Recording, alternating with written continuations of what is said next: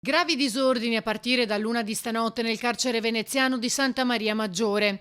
4 detenuti di origine magrebina armati di spranghe di ferro ricavate dalle brande hanno messo a soqquadro il reparto d'appartenenza e tenuto in scacco per ore l'intero carcere nonostante la professionalità degli agenti di polizia penitenziaria.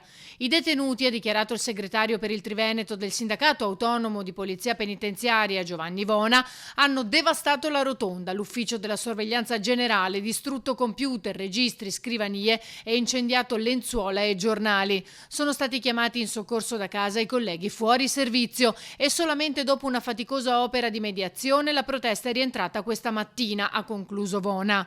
Un episodio preoccupante che arriva a poco tempo di distanza dal suicidio di un detenuto nel carcere veneziano e per cui vari sindacati erano già insorti denunciando per l'ennesima volta la situazione ormai al collasso all'interno della struttura, anche per gli agenti di polizia penitenziaria, come ha evidenziato il segretario generale del SAPPE, Donato Capece.